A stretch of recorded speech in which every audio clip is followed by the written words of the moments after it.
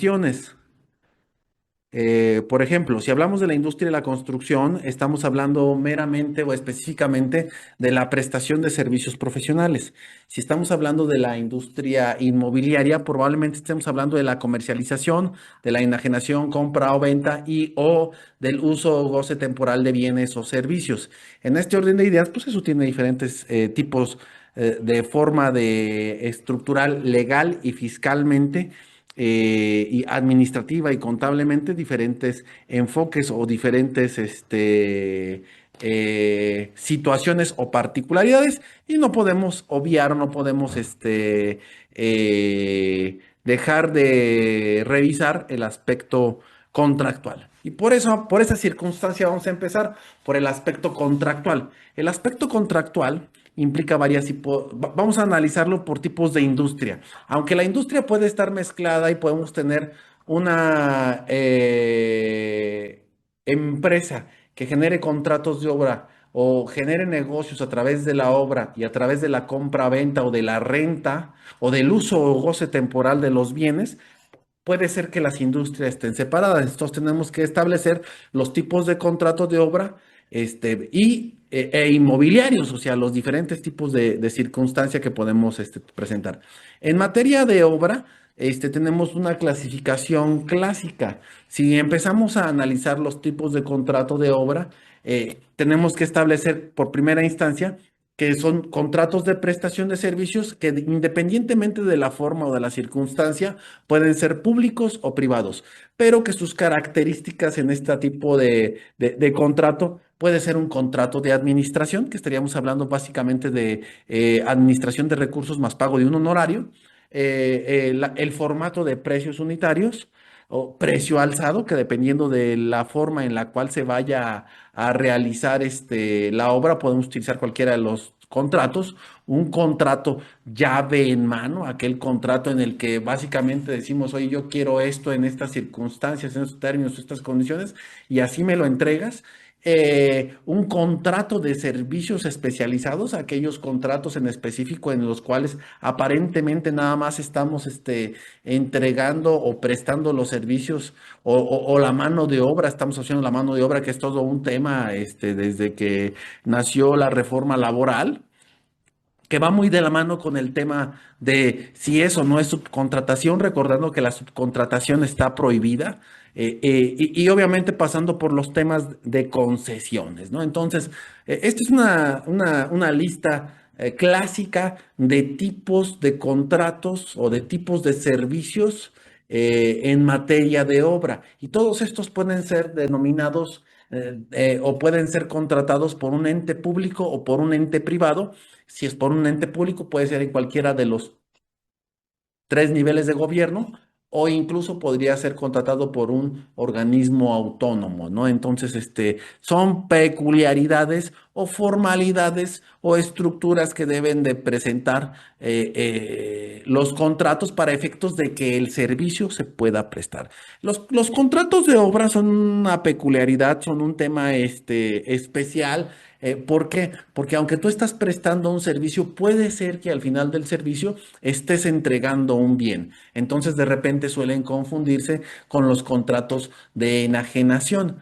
Un contrato de obra siempre va a ser un contrato de servicios, aunque te obligues a entregar una presa, aunque te obligues a entregar una planta de tratamiento, aunque tu obligación sea entregar un hospital, una carretera, cualquier tipo de bien público que entregues, al final del tiempo lo que tú estás haciendo es un servicio y lo más común es que esté armonizado o determinado por este tipo de contratos. Si me preguntan en la actualidad en el sector público, si hacemos un énfasis en el sector público a nivel de las entidades de la República, existe una manera de financiamiento que le han llamado obra pública multianual en sus diferentes formalidades en las diferentes entidades de la República. Pero bueno, ha sido una manera en la que los gobiernos de los estados están tratando de administrar los recursos en un modelo económico mixto en el que si te contratan la obra, pero en esta contratación de la obra se trata de ocultar o no se trata de ocultar, se trata de organizar, porque si hablamos de tratar de ocultar pareciera que hay algo ilegal, se trata de organizar las finanzas públicas de una manera en la cual digas, oye, ¿sabes qué? Es que realmente no tengo una deuda, no tengo, aunque ya hice la obra, mi convenio en obra pública multianual marca estas y estas características de tal suerte que me permite no reconocer el endeudamiento per se, porque está organizado con mis participaciones a lo largo de 1, 2, 3, 4, 5, 6 años, y obviamente lo deseable es que cuando termine un periodo de gobierno, dependiendo si es federal, estatal o municipal, cumpla en el plazo establecido con el propósito de no dejar unas cuentas pendientes hacia el futuro. Es un modelo novedoso que tiene sus peculiaridades, tiene sus características, pero que casi en todas las entidades de la República gobernadas por el partido oficial, se ha impulsado este tipo de modelo de contrato que está respaldado, en la legislación de cada uno de los estados, y que su modalidad es esa, ¿no? La obra pública multianual. Tiene ya un poquito de historia jurídica en nuestra vida real. Pero al final del tiempo terminan siendo o precios unitarios o precio alzado. Al final del camino el contrato sigue siendo precio alzado o precios unitarios. Generalmente siempre es la manera en que le convenga más al gobierno. Básicamente va a ser precio alzado con una característica de un componente inflacionario y un orden presupuestal en las finanzas de cada uno de los entes públicos. Bueno, es nada más un tema como de la novedad que existe en la manera de hacer negocios por parte de la industria de la construcción. Bien, dentro de las generalidades de los contratos de obra podemos establecer una serie de circunstancias que tenemos que cuidar y que quien se dedica a la obra pública generalmente le van a ser más fáciles de identificar. Quien se genera la obra privada pues tiene que cuidar que estas circunstancias o estas cláusulas o estas situaciones estén perfectamente identificadas en el contrato para efecto de poder realizar el negocio de la manera adecuada. Una de esas circunstancias es que o una de esas características es que los contratos de obra deben de constar por escrito e identificarse el tipo de contrato, es decir, si es a precio alzado, si son precios unitarios, si es por administración, en el caso de una concesión, por supuesto, tener la certidumbre jurídica de que la tienes, o el tipo de contrato nominado o innominado que sea, deberá de reunir esas características. Obviamente, ya que definas el qué y el que debe de constar por escrito, debemos de establecer dentro del cuerpo del contrato una serie de antecedentes de cuáles son las necesidades, cuál es el proyecto, quiénes son las partes, y en estos antecedentes la identificación de las partes suele ser un tema interesante o apropiado. Es una formalidad. El contrato debe de identificar adecuadamente la parte contratante de la parte que está realizando la prestación del servicio o la prestataria. Entonces son generalidades, formalidades que deben de venir convenidas en en los contratos. Obviamente debe de establecerse un proyecto específico que ponga las características esenciales del plan de acción, y en deben de anexarse los planos, el presupuesto, el catálogo de conceptos, las actividades en su caso, etcétera, etcétera, etcétera. Pero todo eso lo tenemos que identificar en el contrato, en el modelo, en el marco, en la referencia. Adicionalmente, el monto a contratar, la oferta y la liquidación, o la liquidación, oferta o liquidación. ¿No? Y sabes que este tipo de servicio va a costar X cantidad y te incluye esto y aquello. Bien. Las condiciones generales o particulares, es decir, las facultades, las responsabilidades, las obligaciones del contratista o del cliente. Recuerden que un contrato es como una cancha de ping-pong, es una cancha en la que una parte acciona, genera el cumplimiento de una obligación, y probablemente le corresponda a la otra parte responder el cumplimiento de esa acción. Por lo tanto, pues hay que fijar este rol de quién es la responsabilidad. Hay responsabilidades que son eminentemente de los contratistas o del cliente. Estas condiciones generales o particulares, aunque son facultades, obligaciones o responsabilidades que deben de ser identificadas para efecto de decir son del cliente o son del contratista, van a incidir ampliamente en el tipo o modelo de contrato. Voy a regresar un poco. ¿Por qué? Porque dependiendo del modelo de negocio que cada una de las partes o que cada grupo empresarial o empresa quiera desarrollar o persona quiera desarrollar o implementar, estas actividades están íntimamente relacionadas, estas condiciones generales o particulares están íntimamente relacionadas con el tipo o las facultades o las obligaciones del contratista. No es lo mismo un contrato a precios unitarios por administración o a precio alzado, que son los clásicos. ¿Por qué? Porque estas condiciones generales pueden variar. Ejemplo, si nosotros tenemos mucha experiencia en la industria de la construcción y nos gusta estar metidos en el cómo se va a ejecutar la administración, bueno, eso incide y lleva al tema específico en decir, a ver, espérate, ¿qué tipo de contrato es mejor para mí como negocio? ¿Qué tipo de contrato es mejor para mí como empresa? ¿Por qué? Porque si nosotros tenemos mucha experiencia, somos muy activos en el tema de negocios, nos gusta estar al pendiente de las cosas, el contrato específico es una característica esencial de nuestro negocio y entonces no podemos abandonar nuestro espíritu esencial del negocio. Lo explico. Si nosotros tenemos mucha experiencia y queremos hacer una inversión en unos contratos de obra, sean propios, en una inversión privada o peor, estemos condicionados a un tema público, cuando es un tema público generalmente es impuesto el tipo de contrato y sabes que esta licitación corre bajo estas características, bajo estas circunstancias, bajo estas particularidades, etcétera, etcétera, etcétera, etcétera. Pero cuando es un tema eminentemente privado, es importante que se detenga la persona encargada del manejo de la empresa dentro de la administración para efectos de establecer, junto con su órgano de dirección o con su órgano de toma de decisiones, qué quiero hacer. ¿Por qué? Porque no es lo mismo celebrar un contrato por administración que a precio alzado. Si nosotros no tenemos experiencia en la industria de la construcción, nuestra mejor decisión va a ser un contrato de obra a precio alzado. ¿Por qué? Dentro del marco del contrato, defíneme específicamente qué: el plano, el proyecto, el presupuesto, el catálogo de conceptos y el calendario de obra con el cual vamos a ejecutar el mismo. Y esto nos lleva a una hipótesis o a una circunstancia particular, nos lleva a una situación en la cual como nosotros no tenemos experiencia en ese negocio y es un negocio de alto riesgo, entonces nos da la seguridad que simplemente tenemos que contar con los recursos financieros en las fechas que sean necesarios para que las condiciones del contratante sean cumplidas al precio ya establecido. Oye, ¿eso qué implica? Que el precio es fijo, que las condiciones son fijas y que yo tengo que recibir el producto que contraté. Obviamente eso va a implicar un tema de garantías.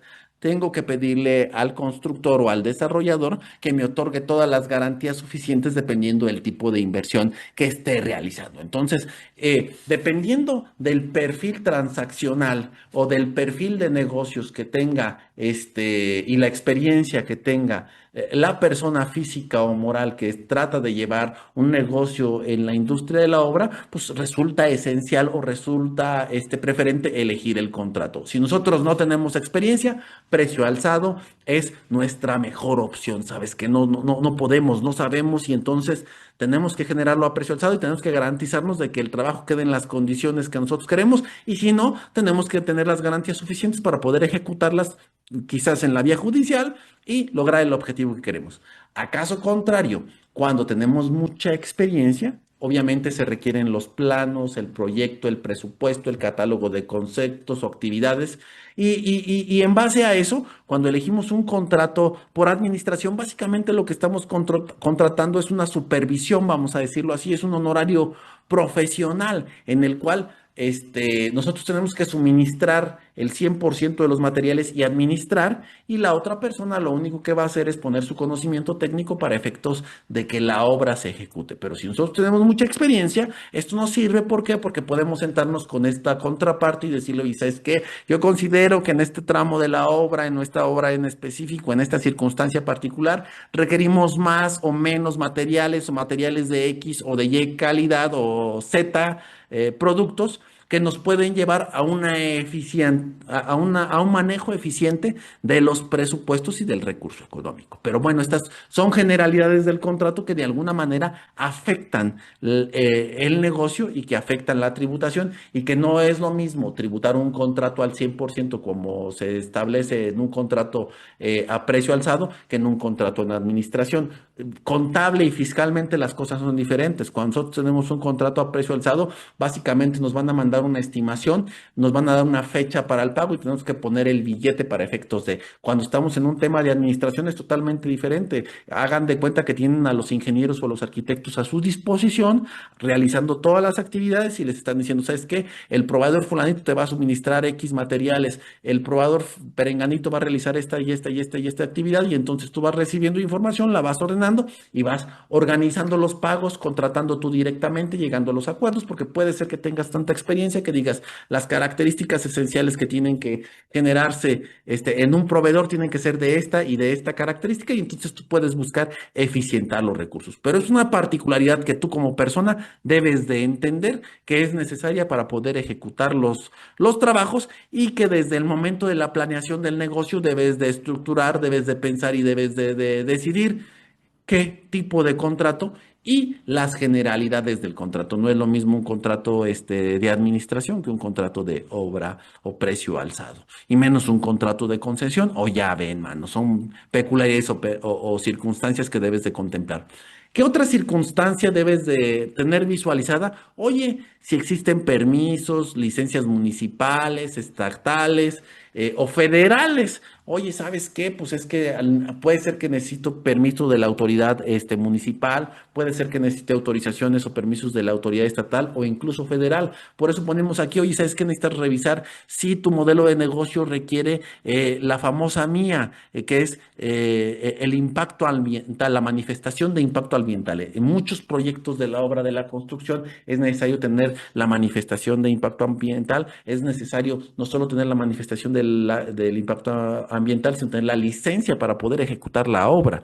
Y aunque parecen circunstancias particulares que dicen, oye, pues deben de suceder, la verdad es que lo debes de prever como parte de los contratos. En ocasiones necesitas tener un expediente específico ante el Infonavit o ante el Fobiste para poder empezar a realizar la ejecución de las obras. No, no, no puedes ejecutar las obras sin conocer quién va a ser tu cliente, cuál es tu modelo de negocio y cuáles son los requisitos para que puedas comercializar adecuadamente. Y todas estas licencias, permisos o autorizaciones estatales, o al revés, municipales, estatales y federales, deben de ser consideradas en su conjunto para efectos de que podamos llevar o sentar las bases del tratamiento del negocio, pero también del tratamiento contable, fiscal y administrativo. Debemos de establecer dentro de estos contratos si va a haber formas o procedimientos para determinar o asegurar la liquidación o pago con o sin anticipo, y formas o procedimientos para generar las estimaciones. Generalmente, si nosotros hemos tenido experiencia en la industria de la construcción, podemos identificar que en los contratos siempre hay un apartado que dice, oye, el precio es fulanito o sutanito y las características o circunstancias de la obra van a llevar esto, esto, esto, esto y esto, y van describiendo las actividades, pero también tiene una serie de cláusulas que dicen, oye, ¿sabes qué? Cada mes, cada semana, cada 15 días, cada trimestre, una vez al año, como lo pactes, se tendrá que entender que tiene que haber un corte para efectos de verificar que la prestación del servicio se está llevando de una manera adecuada. Obviamente esto incluso puede llevar la certificación de un tercero. Y sabes qué, tú me vas a entregar esta información en estas formas, en estos formatos, en este procedimiento. Vamos a determinar la forma en la que te voy a liquidar te haya dado o no te haya dado un anticipo, pero este es el procedimiento. Estas son las personas que están autorizadas de tu parte y de mi parte o incluso de un tercero que nos va a supervisar, que las condiciones se den para efectos de que las autorizaciones de las estimaciones de obra sean liberadas. Tema de generalidades contractuales, pero desde ahí tiene que estar considerado o contemplado. Precisar las condiciones y términos acordados, cómo va a ser el avance de obra, en la fecha del inicio de la obra, la fecha de la terminación de la obra, si es procedente ceder o no ceder el contrato de obra, si me van a permitir subcontratar algún tipo de servicio adicional. Todas estas características o condiciones tienen que ser previamente pactadas y las partes lo establecen. De repente tenemos una serie de problemas en la ejecución de algunas obras públicas, sobre todo porque existen cláusulas o circunstancias o situaciones, un clausulado en específico que dice, oye, ¿sabes qué? Es que tú no puedes subcontratar la obra. Y de repente, encontramos modelos de negocio en lo que tú generas el contrato, tienes el contrato, pero no tienes la capacidad material para ejecutarla y entonces se te hace fácil voltear con tu conocido que tiene precios más competitivos porque está en la industria, porque está en el negocio y entonces dices, ¿sabes qué? Pues entonces yo contrato o subcontrato a esta persona para efectos de que lo haga y en lugar de tener una serie de costos asociados de materia prima,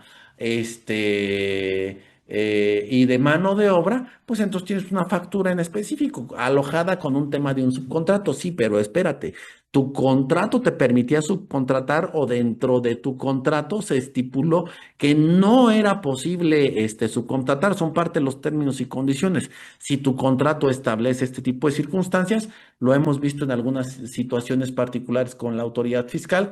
Llega la autoridad, te revisa y te dice, a ver, vamos a revisar. Oye, pues ¿sabes qué? Pues sí, aquí tú tienes el contrato, tienes el ingreso, todo está bien. Oye, tienes tus deducciones. No sé, si ¿sabes qué? Pues sí, te subcontrataste, aquí tienes una factura. Oye, ¿pero qué crees?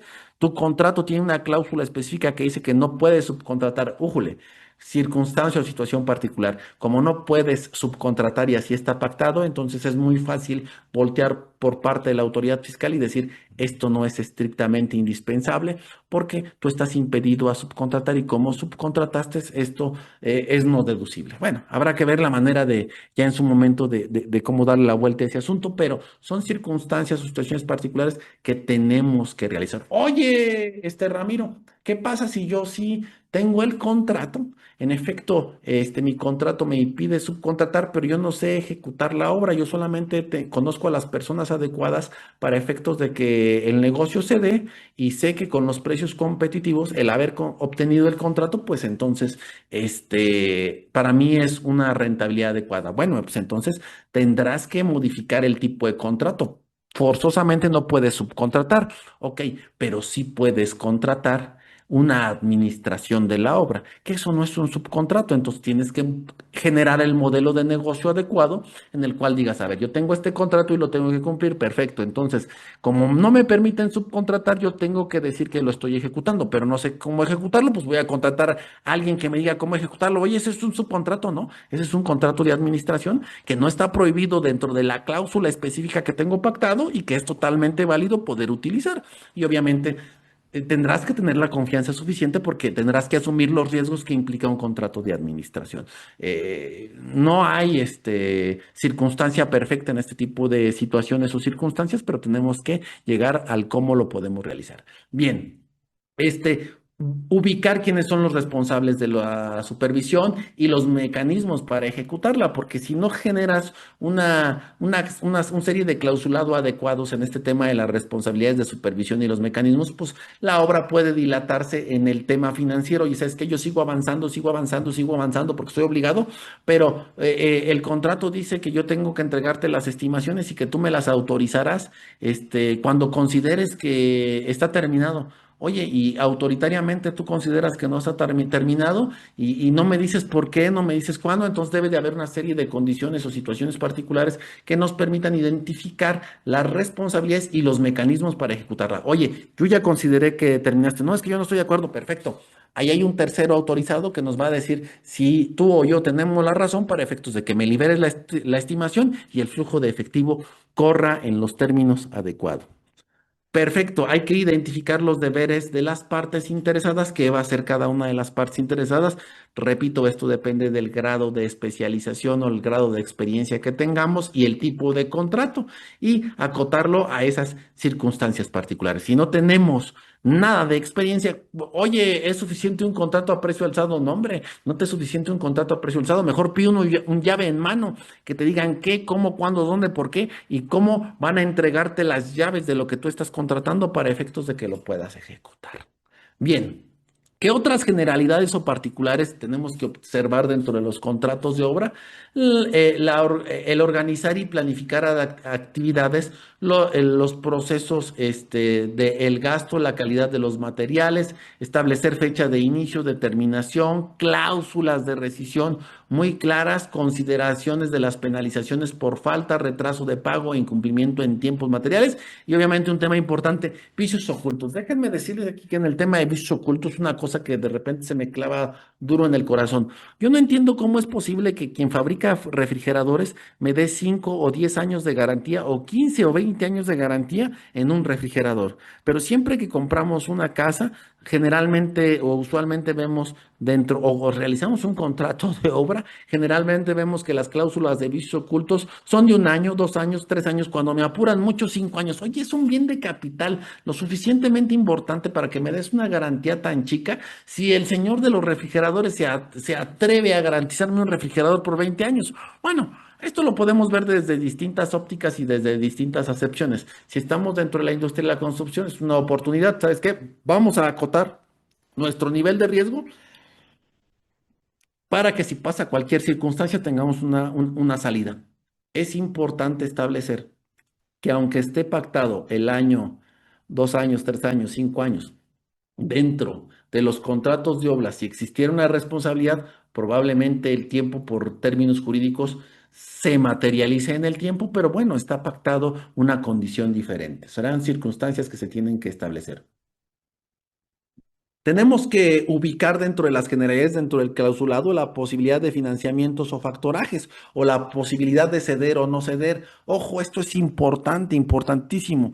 Hay un sinnúmero de contratos de obra de que de repente es necesario el flujo de efectivo, que de repente regresamos a los modelos estos que les decía de obra pública multianual, en los cuales básicamente tú financias la obra y te generan una serie de documentos que reúnen las características de título de crédito sin que sea un título de crédito, una cosa un poco considerable o chistosa dependiendo de lo que esté sucediendo en cada entidad de la República, pero bueno, es peculiar. Pero parece que es un documento que reúne las características necesarias para que sea exigible, pero no alcanza el estándar de título de crédito, porque si alcanzara ese estándar cuando hiciéramos una sesión de sus títulos de crédito, lo primero que se detonaría es el IVA. Entonces yo considero que dentro de los modelos de negocio que las diferentes entidades de la República han generado para poder hacer que vuele la obra pública multianual, han cuidado bastante bien el tema de decir, oye, si tiene que haber un documento que sea un documento pendiente de cobro, que reúna todas las características de los títulos de crédito, pero que por ministerio de ley no sea un título de crédito. Perfecto, que tienen diferentes tipos de nombre dependiendo de la legislación estatal en la que nos encontremos inmerso. Da la posibilidad de ceder o no ceder dichos derechos y de causar o no causar dicho gravamen de impuesto al valor agregado, porque si no sería un tema desastroso, ¿no? Entonces, dentro de los contratos debe de estar abierta la posibilidad a que exista financiamiento, a que exista factoraje, a que se pueda ceder, a que no se pueda ceder o a la posibilidad de subcontratar y obviamente esto nos abre la interrogante de, oye, ¿y si son servicios especializados o no son servicios especializados? ¿Tengo el mismo objeto social? ¿Tengo que tener reps? ¿No tengo que tener reps? Etcétera, etcétera, etcétera. Obviamente, otra circunstancia que debe de ser cubierta desde las generalidades de los contratos de obra, tenemos que asegurarnos que nuestro contratista realice las pagas, el pago de las cuotas del Instituto Mexicano de Seguridad Social o del Infonavit. ¿Por qué es importante esto? Porque somos responsables solidarios y si lo manejamos de una manera adecuada u ordenada, vamos a darnos cuenta que al final del tiempo, esta cláusula específica que nos permita el aseguramiento de dichas cuotas propias o de los subcontratistas, si es que me permiten subcontratar, si no me permiten subcontratar, entonces tengo que entender que la operación hacia abajo